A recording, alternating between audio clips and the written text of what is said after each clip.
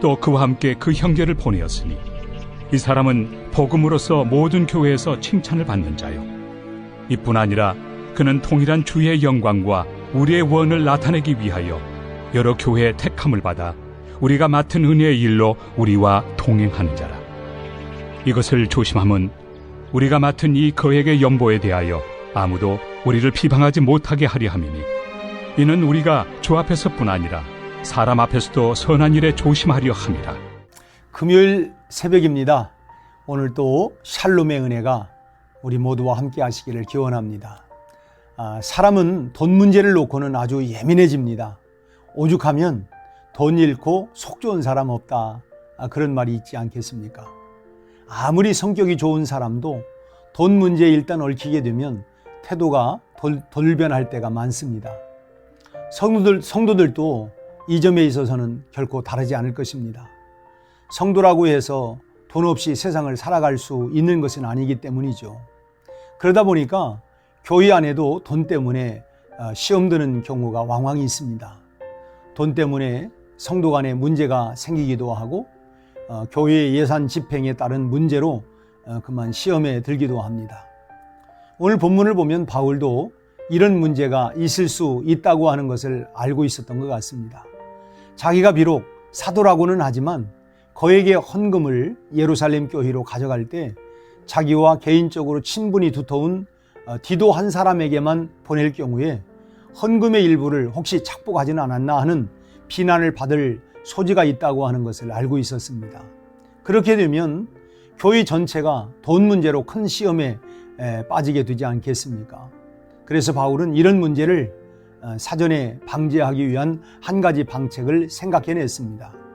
그 첫째가 뭐냐면 돈 문제를 복수에게 맡기는 것입니다.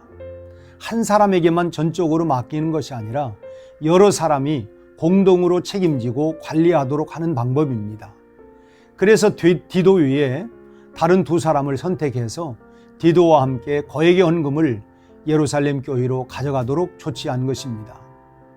이것은 교회 전체를 위하는 일이기도 하지만 이를 맡아 하는 사람을 위한 것이기도 합니다.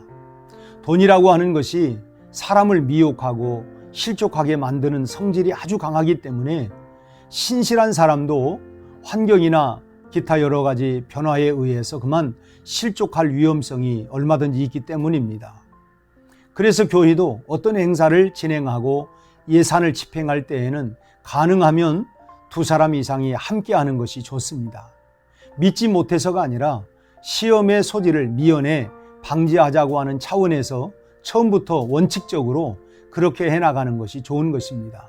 그것이 오늘 성경이 가르치는 지혜입니다. 둘째는 사람을 신중하게 선택하는 것입니다. 바울이 디도와 함께 갈 사람을 선택한 기준은 18절 말씀을 보면 모든 교회에서 칭찬을 받는 사람이었습니다. 그런데 그에 앞서서 뭔 얘기를 하고 있냐면 중요한 기준이 적용되었습니다. 복음이라고 하는 기준입니다. 바울은 복음으로서 모든 교회에서 칭찬을 받는 자라고 이렇게 선택의 기준을 밝히고 있습니다.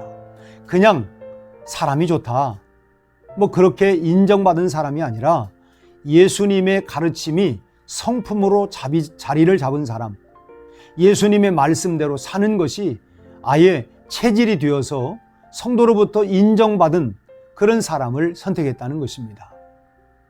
오늘날 재정적인 그런 문제로 시험에 들어있는 교회들이 대단히 많습니다. 재정을 맡은 사람의 개인적인 탐욕이 부른 그런 비리가 종종 교회를 시끄럽게 만들고 있는 것이 현실입니다. 어떤 교회에서는 청년부 회계를 맡은 청년이 청년부의 돈을 300만 원이나 횡령하고 교회에 나오지 않는 바람에 교회 전체가 시끌시끌하다고 하는 이야기를 들었습니다. 그 청년은 장부를 조작하는 방법으로 청년부의 돈을 횡령했다는 것입니다.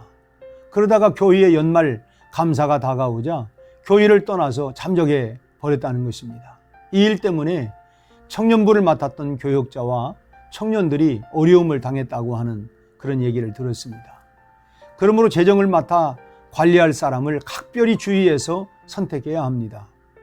돈도 돈이지만 더 큰 문제는 돈 문제로 시험에 들고 그 시험 때문에 신앙을 잃어버리고 그 결과 소중한 영혼을 잃어버리는 것이 더 큰 문제가 되는 것이죠.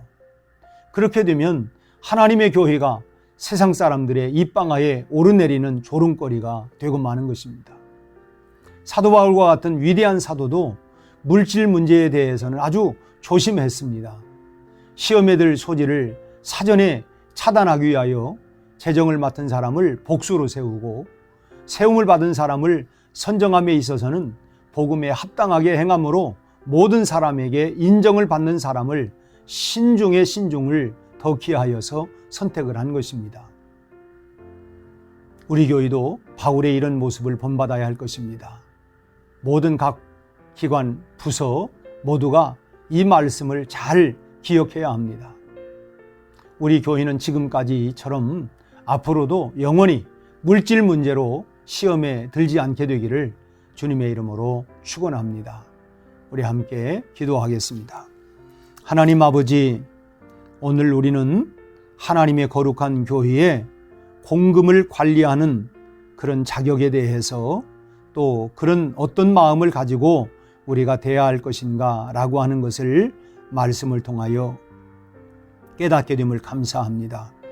우리 서로가 물질로 인하여 시험 드는 일이 없게 하여 주시고 또 우리가 때로는 미혹하는 것이 바로 물질이기 때문에 우리가 공적 모든 기금들을 잘 신실하게 관리할 수 있는 그런 마음을 주시옵시고 또 사전에 우리가 공동으로 함께 그런 관리를 통하여서 서로를 보호하고 서로를 위하고 또 그런 문제로 인하여 교회 안에 시험 드는 일이 결코 일어나지 않도록 참으로 주님 오시는 그날까지 우리에게 맡겨준 청지기의 이런 사명들, 관리의 사명들을 잘 관리할 수 있는 착하고 신실한 일꾼들이 되게 해 주옵소서.